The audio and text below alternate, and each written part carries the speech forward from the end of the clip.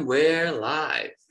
What's up, everybody? We're here with Appropriate Culture with another episode. And this time I have a special guest, Jeff Stillwell, actor, director, and TikTok star.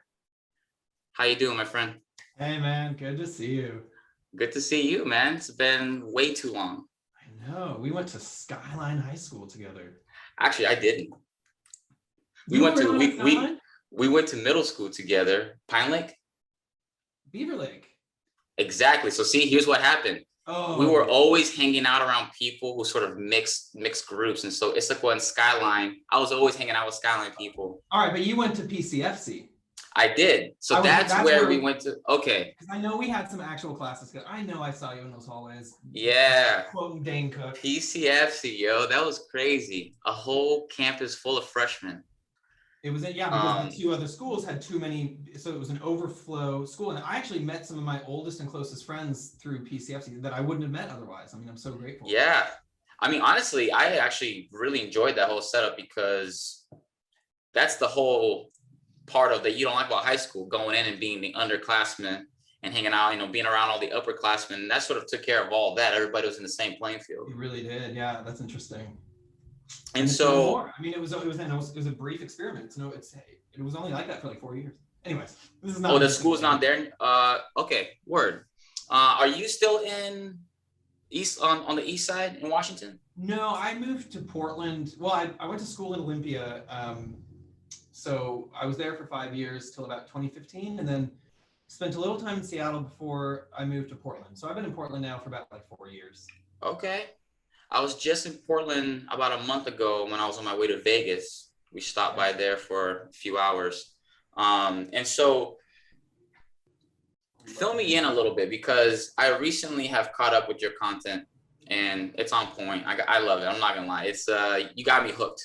Thank you. And so, and I gotta say is that like it's hard for people to get hooked on people's content, especially when it comes down to everybody's just constantly throwing up stuff onto the online world. And a lot of it's just sort of forgettable.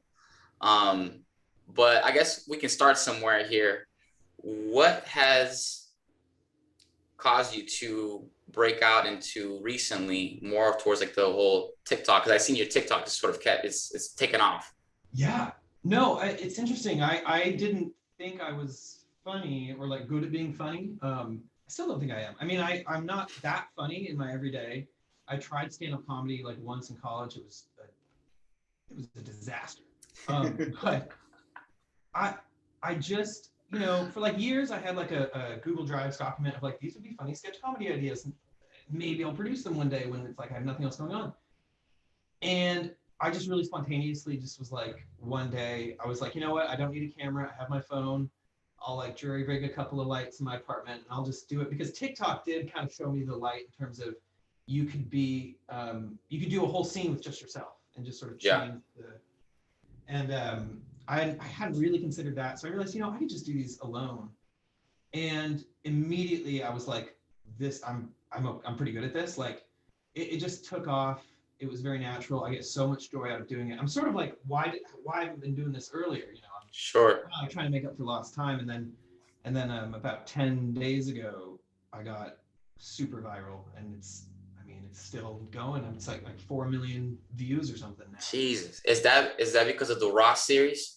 Yes.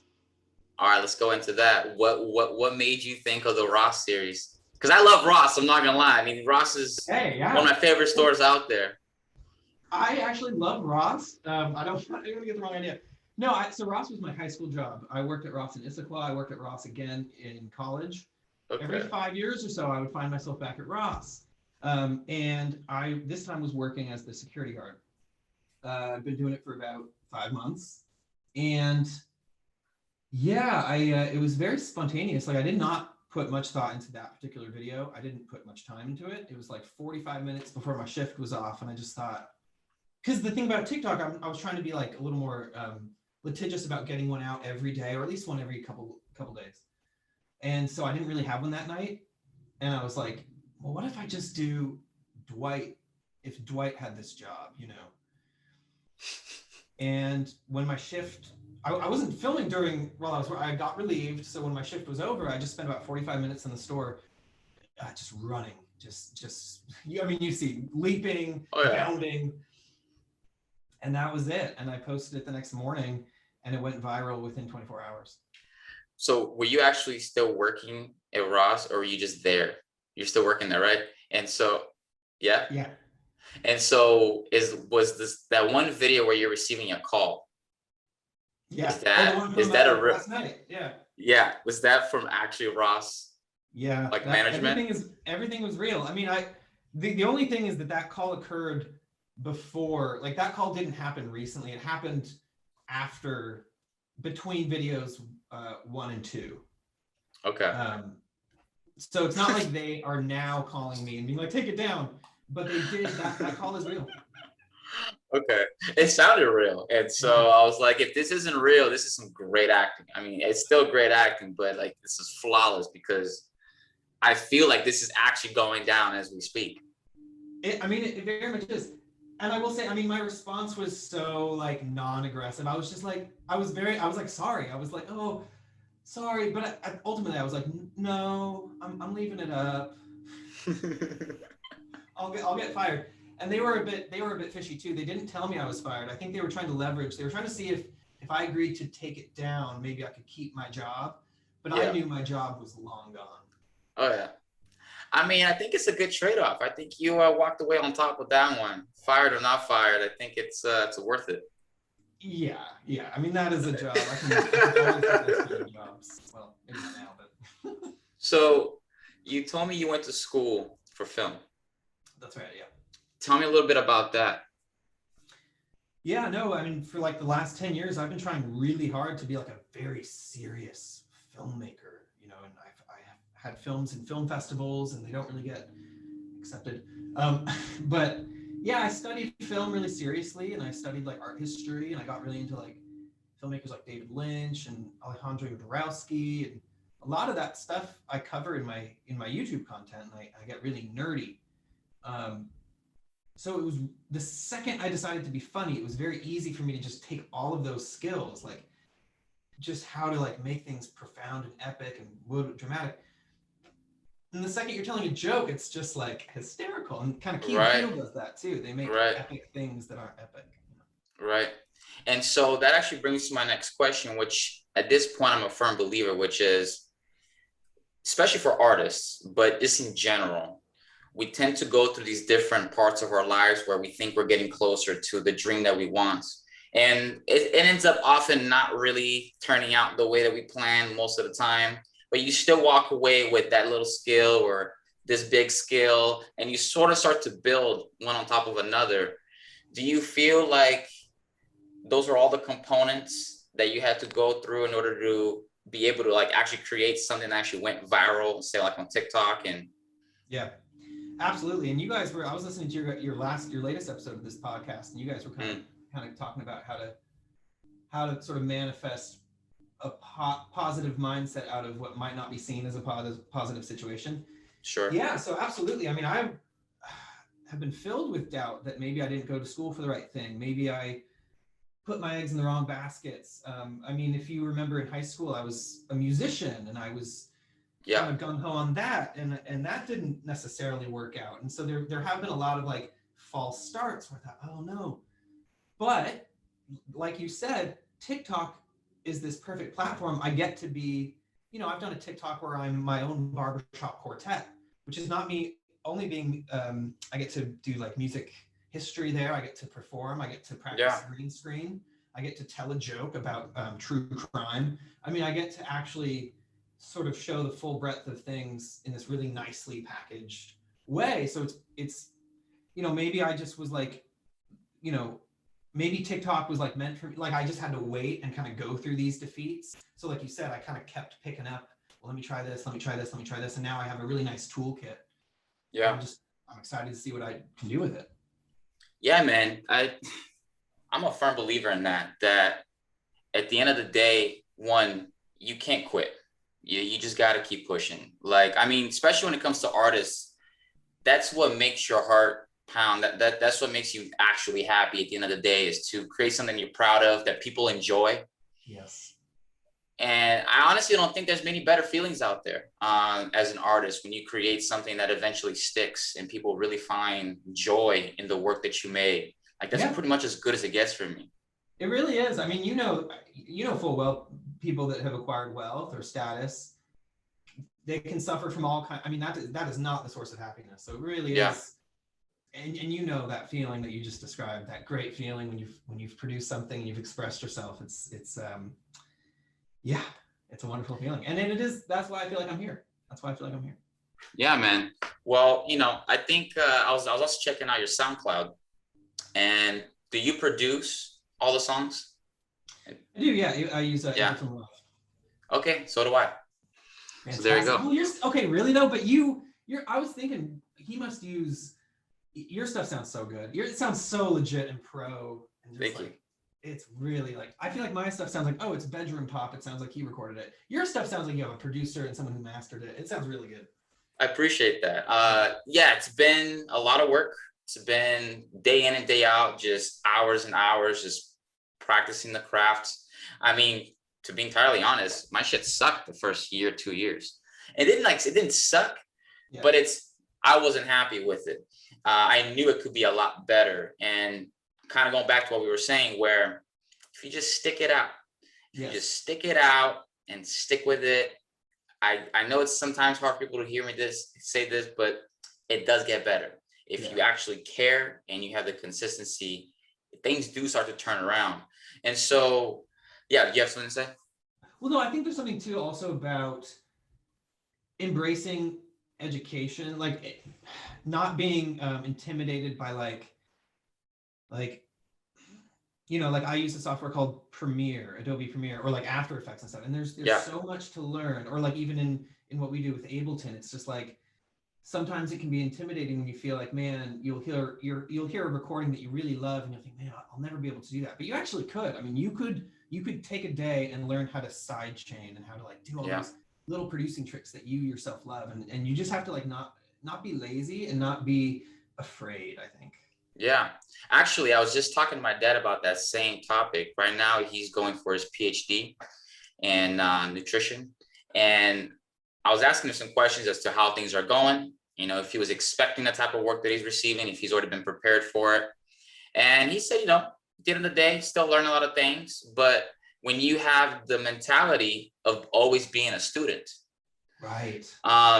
It's almost just like you are ready to show up, no matter how hard it's going to be, no matter how you don't think you're getting it, you're just not going to give it up because you're a student all the time.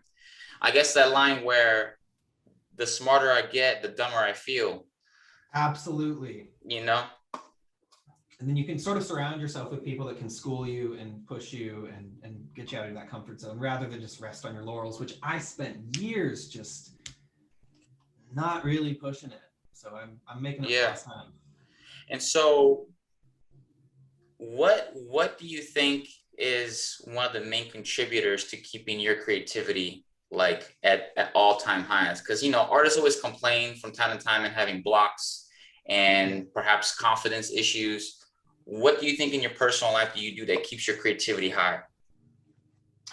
I will say, I know it's cliche, but embracing a healthier lifestyle, like not running your body into the ground. So if you can be a little bit well rested, and I've, you work out, you're a fiend. I try to get in the gym and just, I do find that it helps. It just helps. Yeah, it really does. Ideas flow easier and they're better ideas.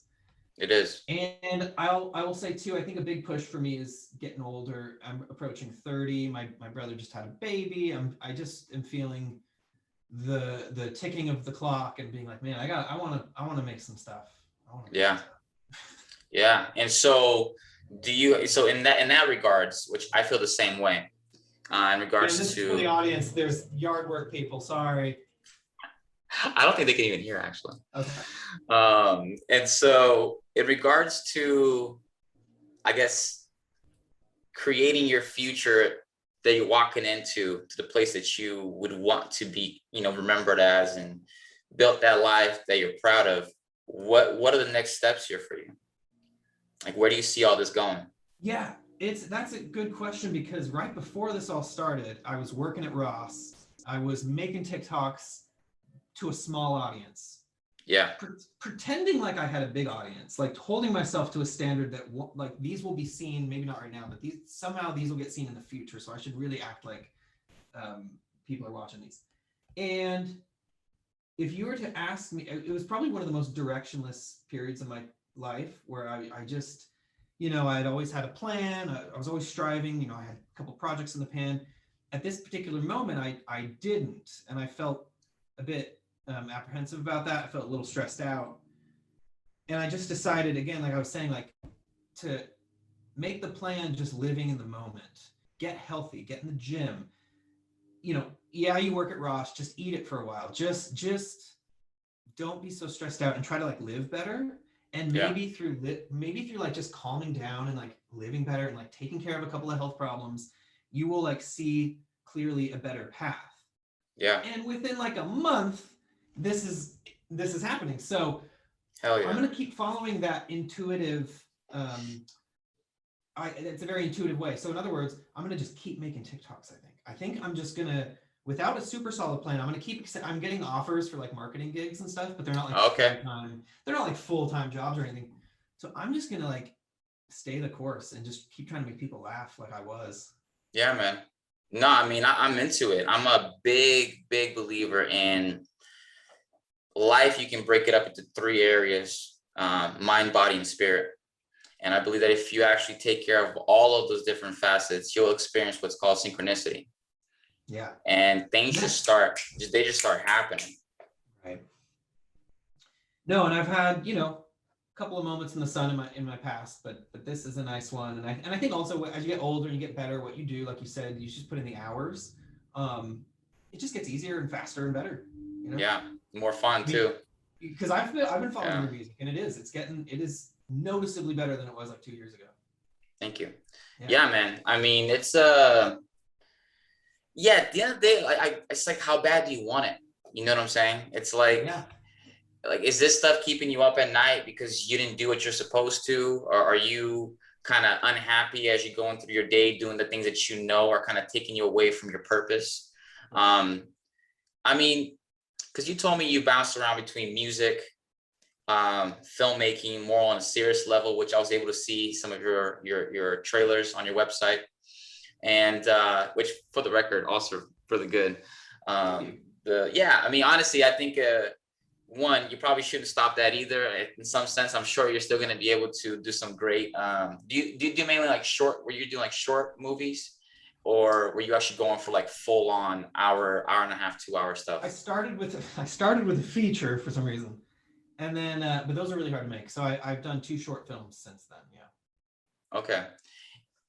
And so, I mean, in regards to any artists out there who are either thinking of going into some sort of artistry, I should say filmmaking, music, comedy, what would be some advice that you would give to let's just say a young person who's sort of in the middle, like, should I go for it? Should I not? Yeah, I mean, I think as we discussed earlier, I think go for it, because it could bring you so much joy. Like, it really, even if it doesn't work out, sometimes just the process and just making the music or the video is just so fun. So give it a try.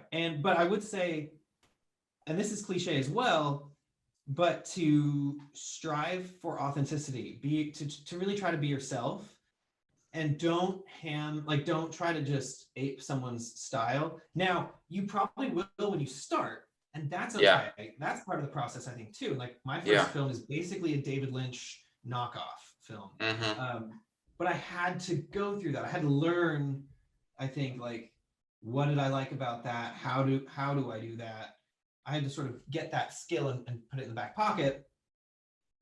And now that's just one element within like a more personal style that I have. But yeah, don't settle for somebody else's thing. Find your own thing and make it your highway. Right. No, I'm right in there with you, man. I mean, at this point, I can definitely say for the first year or two, I was trying to imitate a lot of styles. And like you said, you grab some things that you like, you practice it. Certain other aspects of an artist don't communicate with you, so you leave it behind. And then once you start to get the groove, you should start finding your own style, your own sound, your own vibes. And that's when I think what you said, I think I hear a lot of artists say this, where the moment that they started to really be themselves, that's when things took off. I hear that quite often. I believe that. What do you think is happening there? I think it was Elvis Costello. I think he said, I think it was him. There's some quote out there that's basically like every successful artist, every successful musician is basically just trying to rip off their favorite person and kind of failing. And therefore you get this third thing. And I love that. I think there's that's kind of a tongue-in-cheek way of saying it, but Yeah. And then something comes out of you trying to imitate somebody else. Yeah, man. Do you really drink that much Merlot, by the way?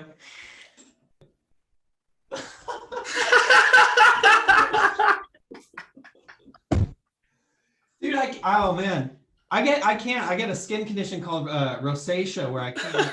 It makes them all flushed out. Well, you know what? I'll drink for you here. Thank you. You know, today has been a crazy day, which is why we started a little bit later today. And I was just running around getting everything ready. And I was like, you know what? I have a feeling this is going to be a fun interview. Yes. Jeff's a cool dude. You know, I'm going to pour myself one. I'm going to start the party early today. So, dude, I would, if I had one, I honestly, I would have, if I had anything to drink right now. Well, when we get you back on the podcast, we'll make sure to have drinks on both ends. So, I mean, it's a good segue. As people might or might not know, my latest single is called Merlot.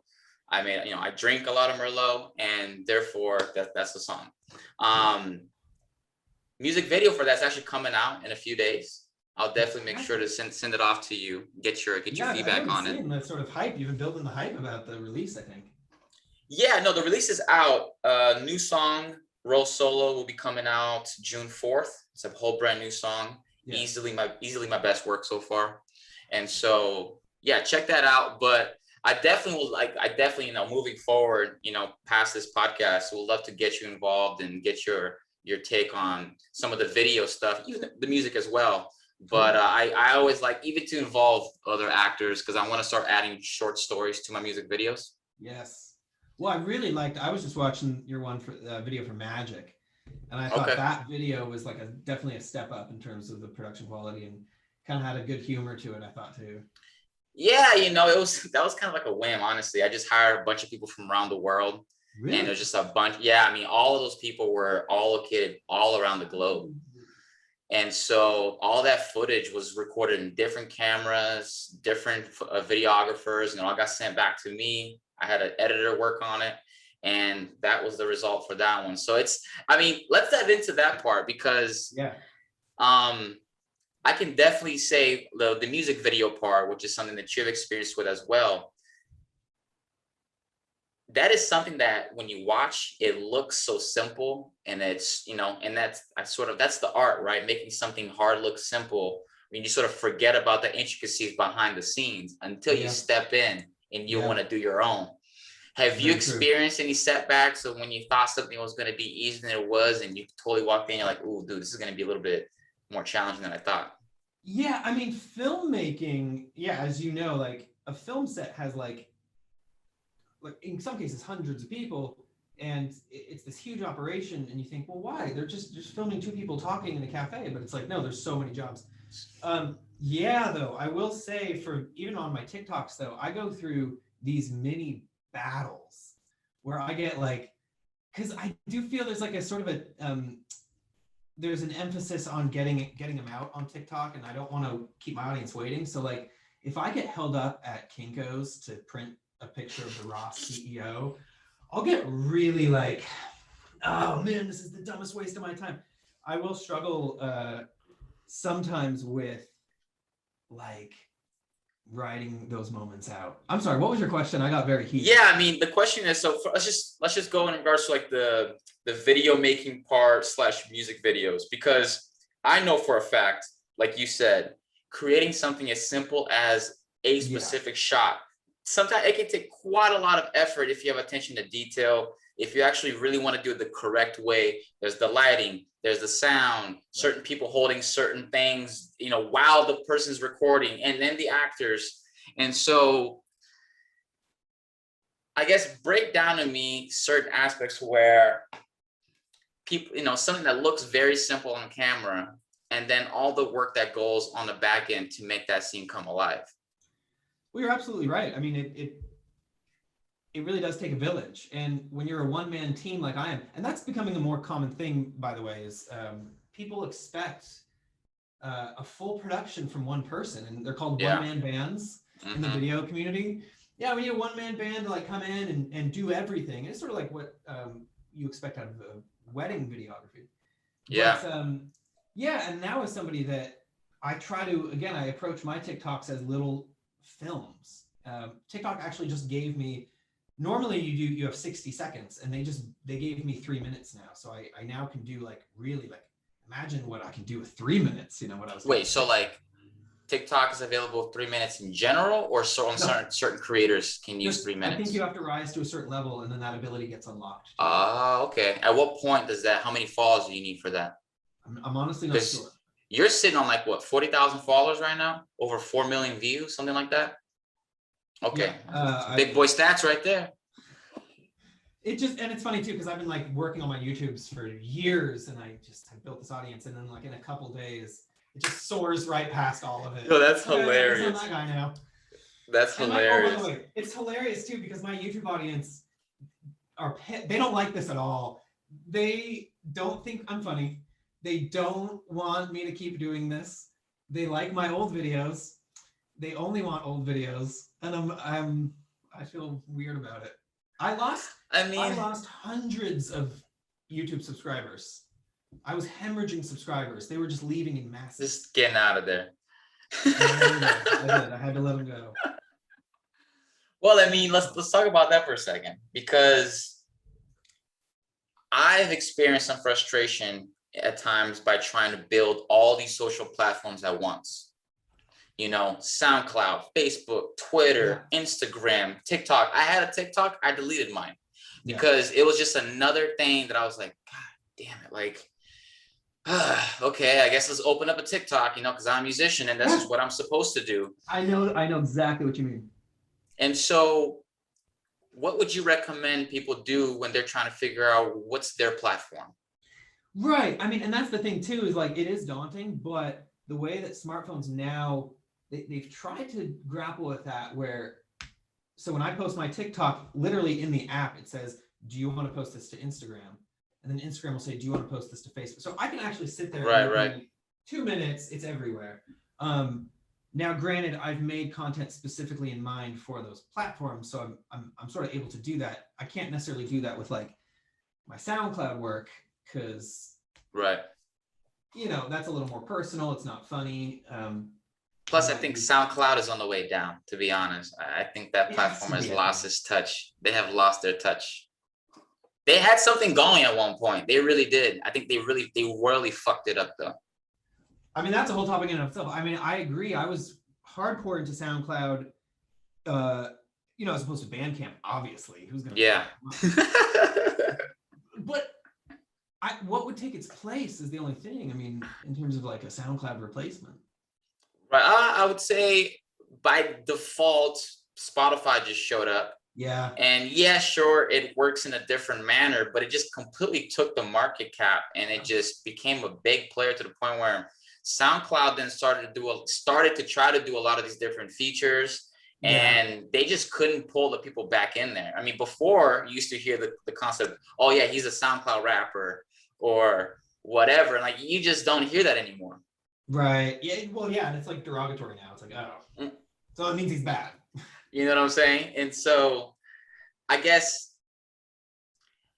it's safe to say that there is no real shortcut. Like, you just have to get in there and see where you get traction. Yeah. And I think there's something also to be said, like kind of going back to what I was saying earlier about really trying to be authentic and then like amp up what is like, yeah. So like for me, and just trusting that like we're not that different. And so if if I have these interests, odds are somebody else probably has these interests. Or if I find this funny, odds are probably else. If I think this beat slaps, odds are someone else. So just kind of trusting that and committing to your ideas. And so that's why, yeah. Now I think the only issue is like, for some reason, sometimes the audience, they can't like cross-pollinate. And like, yeah, the people who take you seriously on YouTube will not laugh at your jokes.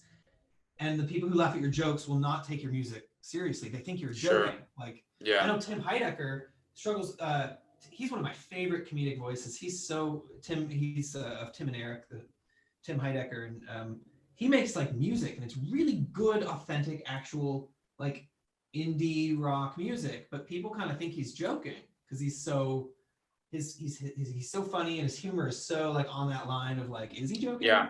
That people look at his music and they're like, oh, you're being like you're making fun of musicians, right? He's like, no, I'm a musician. So let's dive into that for a second, because I have found in my own personal situation that certain people, as I started to develop other skills and other ideas for things like starting a podcast, specifically that, and then coming from being a musician that puts out music to be popular, like a pop music essentially, I've had some people tell me, are you sure you want, your followers or other people knowing all your different beliefs and where you stand with certain topics? And, you could lose fans just because they find out that you're not for something. And I honestly, it got to the point I said, I don't give a damn. Take it or leave it. Absolutely. I mean, oh man, I think Donald Glover just came out and said like, man, artists aren't taking risks because of cancel culture. And it's like a damn shame. Yeah. I don't know about that. But I will agree. I mean, I had a banner on my Facebook page for the whole Trump presidency saying how I felt about the Trump presidency in no uncertain terms. And my parents, every few months, would just launch a campaign, be like, it's fine if you think that, but like, you're like mortgaging like jobs, and people are going to see that and not want to work with you. And I'd always say the same thing, like, well, then I wouldn't want to work with those people, Sure. So, there's things we shouldn't say. I mean, there's like certain lines, but within those lines, I think it only helps. I think it only helps to be yourself, be authentic, say fuck it. Yeah. And just, again, trust that there's going to be other versions of you out there. So unless your job is to be like medical guy, news guy, like I'm an objective voice, then speak your truth. Yeah, no doubt. And so about cancel culture, we actually did an episode about cancel culture. And have you experienced any of the things that you've put out be any sort of factor to even consider that in your mind frame when picking what to do? No, I mean, there's some people that don't aside from the Trump thing. Well, right. There's some people that I don't know if they're like, they think I'm serious in my TikTok video, but they're like trying to tell me, they're like, you shouldn't care that much about loss prevention, like what are you doing? And I'm like, how do you think I'm serious? Like, what? That's the good acting coming through right there. I'm telling you. Like, maybe they're kidding, and I'm the one taking their comment serious. Anyways, but there's a very few voices on TikTok that are pointing out that it's a bit problematic in a sort of, in a racial profiling way, that the job of the retail loss prevention guy is to like follow people around and they're being, wow. And wow. I can understand that. So that actually was brought up to your attention? What's that? That was actually brought up to your attention? It's been, there's like a half dozen comments that say that. Because, I mean, you're getting like millions of views, so I know there's plenty of people that are probably getting around to your content, and somebody always has something to say about something. And so... They're not wrong. I mean, but yeah, and it's such a small, it's like probably like 0.001% of comments. Yeah. Not enough to actually cancel. Everyone knows I'm joking, and everyone knows it's a Dwight character. It's, Going back to the whole one-man band, the person that does all of it, and where we've come to a point where a lot of skills that you would sort of not get around to it was because the entry to bear was so high. So for example, filmmaking, right? Owning an expensive camera, having multiple people on set, the lighting, the sound. Well, back in the day, it was almost impossible for a person to come up with all that money, have all those assets. Now come to 2021, very doable. Yeah. I guess the question that I'm here to ask is, where do you see the future heading towards for independent creators? No, it's a great question. I think we're all trying to grapple with that. Some people would say it's like going to be an AI thing, right? And I've even seen ads on Facebook that claim to have been designed and written, like fully produced by AI. I don't know about that, because somebody still had to like design that AI and like put it into action. Yeah. I don't know. Are we talking about like storyline, actually creating the characters and then making like a film? Yeah. I mean, it could. And then now you see like AI songs. They're like, oh, I showed an AI bot like all of the Beatles, and now they like spit out new Beatles. And it's just like there's like weird things. And then like you think of how The Mandalorian, the TV show, shoots on their like visual. It's like not real. It's like shot on like a projection screen that moves. Right. And they can animate dead actors now. You know, bringing dead back. So it's almost like I do love thinking about. I'm kind of a futurist. I love thinking about like what does the distant future hold for entertainment people, and will there be a space left for like us, like amateur artists, or will it all just be like computer algorithms being like, this was funny, this was funny. I hope not. They create their own followers to follow them back and make them like explode. Uber humor. They'll be like crazy. Yeah. They'll like figure out how to like do jokes, joke on a joke on a joke. I don't know. I mean, let's be honest here, because I've gotten into several topics. Actually, the last episode I just did was with a friend of mine who owned a VR company. And so we got into automation. We talked about AI. We talked about, 3D printing, all of that. The one thing that when I've studied AI, I've come to find out that for the most part, all the industries are almost already screwed.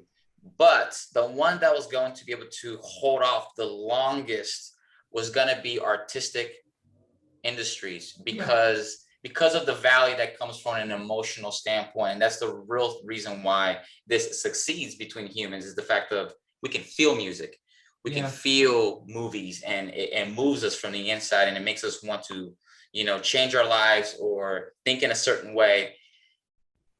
I do think that's true. I mean, I do, even though I talk about like, oh, what could it, no, I agree. There, when you have that human heart element, it's a different work. It's noticeable. Right.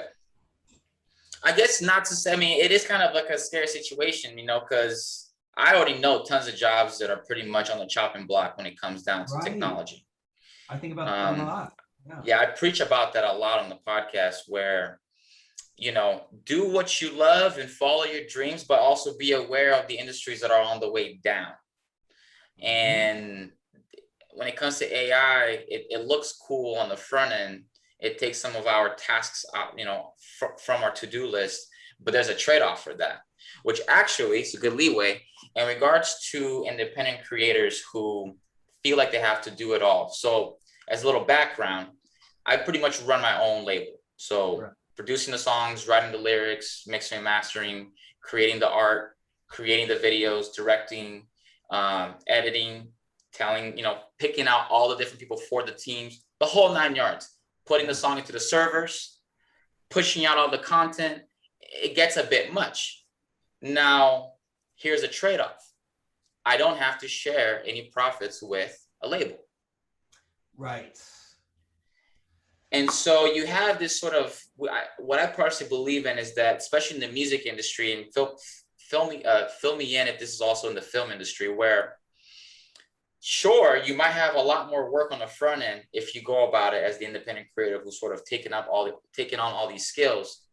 But when you cross over to the other side of accomplishments and things are starting to really catch on, you don't have that contract sitting over your head of somebody owning 50% of your work or having all of these deals.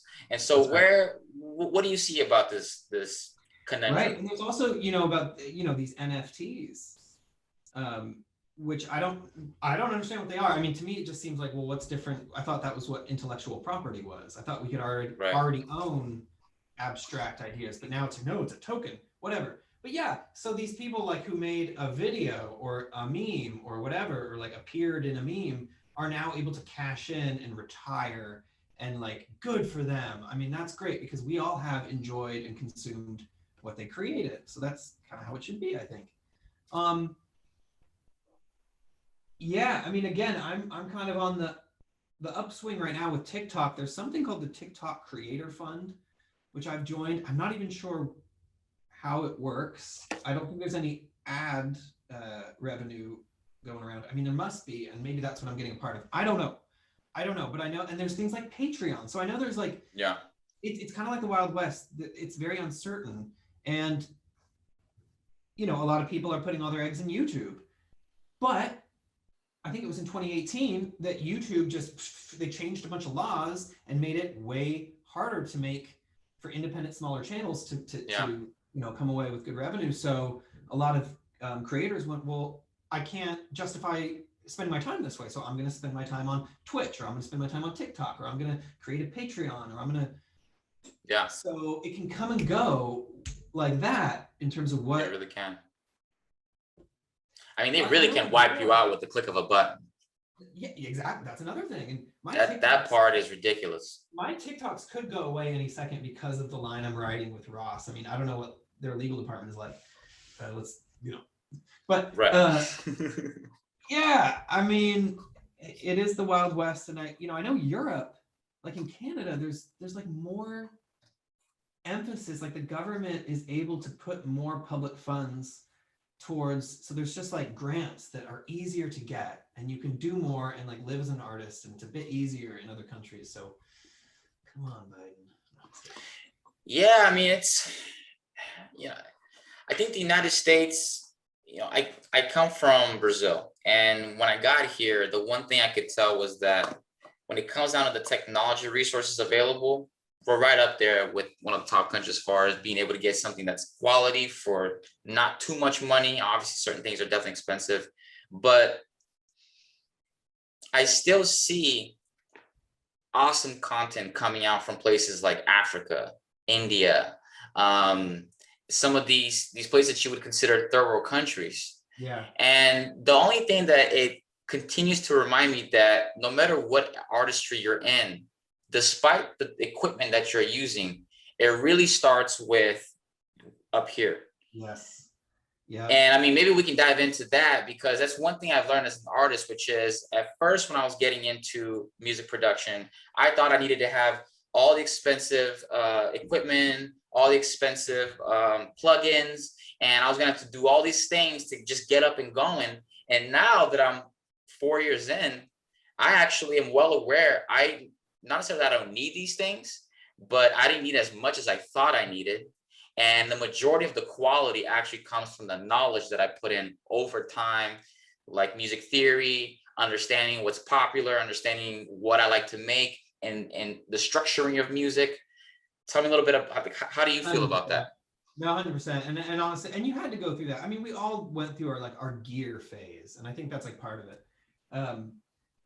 But it's that's such a relatable thing, and it's like I'm probably gonna make a TikTok making fun of like gearheads, because they exist. There we go. They're in video, they exist in music. Like if I just had the gear, like if I just went to Guitar Center, if I just had that pedal, and then like and it's like, no, you're absolutely right. It does not matter. In fact, many times having a lo-fi quality adds charm. It endears you to people. It adds to it. And I completely agree. There's no, bearing on quality as in terms of where it's coming from in the world. I mean, funny is funny, music is music. And again, yeah, like in the film industry, look, I mean, I've got friends who it's a huge investment for the lights and the cameras and everything. And it's like, look, you really can reach millions of people with your phone. Yeah. Seriously. So it is about what's in front of the camera. What are you saying? And that's not to say it's not valuable, because like you said, it is knowing it's in here. So this is value. Yeah. But right now I'm speaking to you on a webcam off a 2013 Mac desktop that could crash at any moment. It's not good picture quality, but I think we're having good discussion. Exactly. And actually, as a side note, earlier, right before I got on the meeting with you, one of the reasons why I was late was because I'm working on creating a new course to help independent creators and small businesses how to be more proficient online. Awesome. And the module that I was writing today was about YouTube. And one of the parts about that was talking about how, sure, having a quality content, literally, it looks nice, you have all the different animations, and that looks great and all.